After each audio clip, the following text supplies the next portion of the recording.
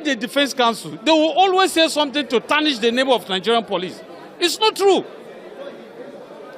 In my own case, we filed charge against 43 defendants, and all of them were produced to the court today. All of them are adults. Forget about what they are telling you, that they are small children, this and that. Ask the Defense Council, do they truly know the suspect they're defending? These boys that we brought to the court today, all of them are adults. Most of them are married men. None of them is a minor. Some of them are university graduates. The small kids you are seeing here, they came with some of their parents to come and greet their loved ones. They are not even the real suspect standing trial in this case. These boys were arrested in Kaduna and Zaria. Imagine the level we find ourselves now. Do you know how much it costs us to be at this level of a democracy in this country? These young boys are trying to destabilize Nigeria using the Russian flags and other countries, calling on the military to remove our president. Is it fair to even remove the state governors that they don't want democracy again? If you don't like democracy, are we forcing you? You go back home and sit. Everybody is enjoying their fundamental rights. Nobody is abusing their rights. Everybody is enjoying free movement, and everything is moving fine in the country. These boys, only for no reason, they started protests, violent protests with the flags, foreign flags, Russian flags. Haba. These kids are married.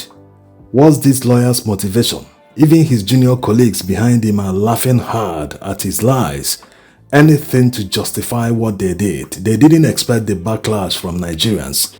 And going by what the Attorney General said, they are trying to absolve themselves from what happened, from the inhuman treatment of Nigerians who are minors remanded in prison for 3 months.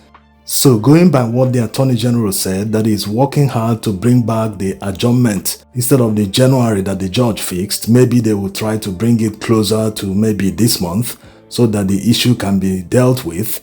Who is in charge really? Is he trying to tell Nigerians that he wasn't aware when the police initially charged these children to court and the court ordered their remand? They've been there for 3 months till they were brought to court yesterday.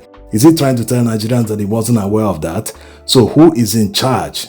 The policemen that are prosecuting them, are they just doing it on their own without any authorization from the Attorney General's office? Even if they don't require any authorization from the Attorney General's office before they prosecute, the mere fact that he heard about it, that it happened, means he has failed on his job, because he was supposed to intervene and say, no, you can't prosecute these children. These are kids, they are minors. Free them, let them go.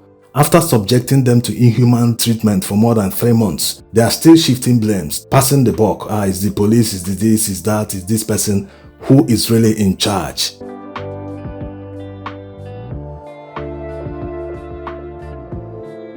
Now, back to the prosecuting counsel, who sounded much more like a politician or any handler working for the current administration, spilling narratives that these children were waving flags during the End Bad Governance protest.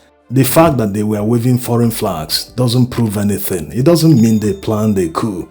Even if they openly called for the military to take over power, that still does not mean that they committed treason. These are children. What they should be worried about is why people are calling on the military to take over power. Nigerians have never done it since the history of this country. No, never. All the time the military were in power and Nigerians collectively were fighting against them, pushing them to go back to the barracks and allow democracy to thrive. Now we have experimented with democracy the past 24 years, and all of a sudden, Nigerians, even in this Fourth Republic, Nigerians have never called on the military to take over power from civilians.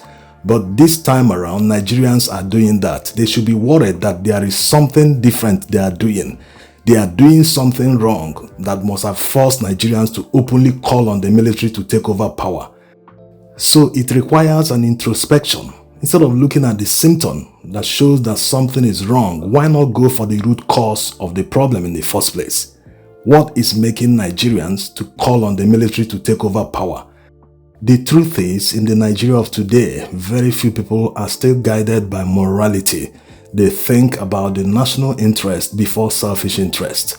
And obviously the prosecuting counsel doesn't belong to the class.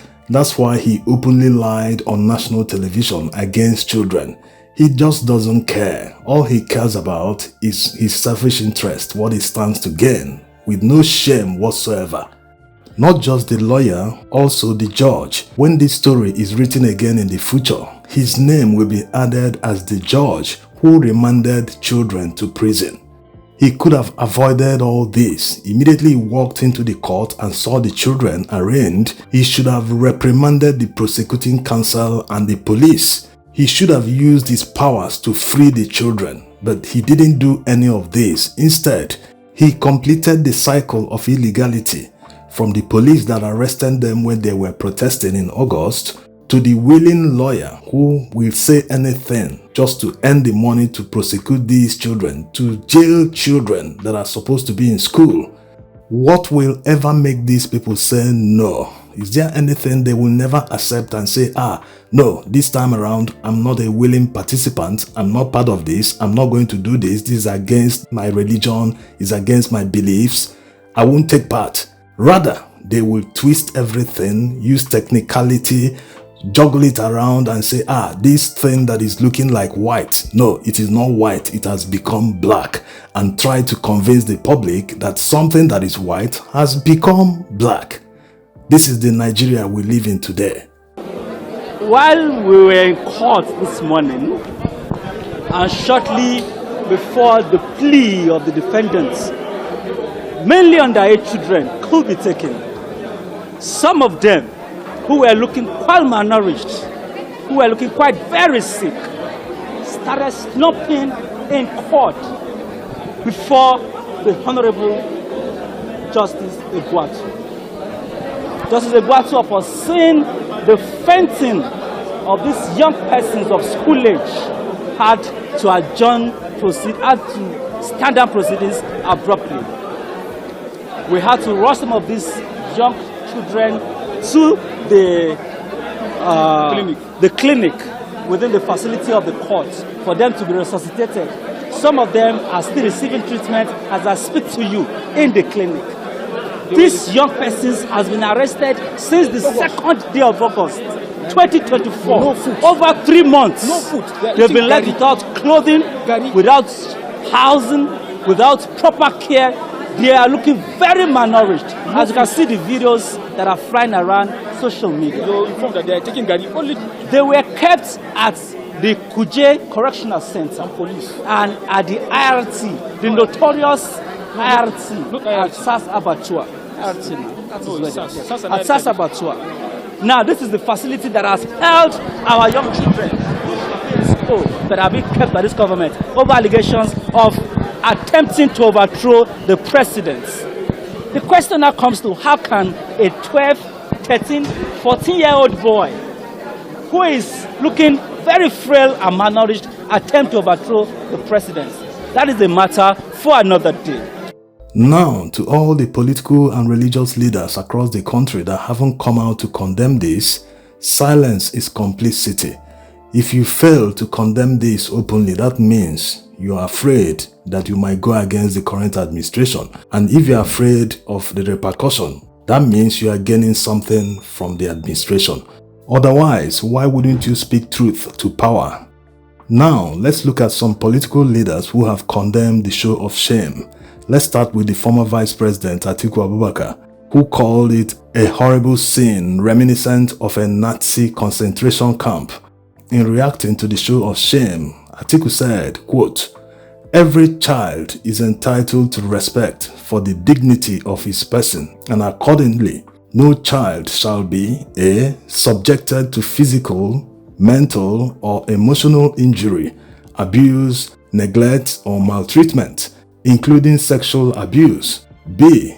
Subjected to torture, inhuman or degrading treatment or punishment.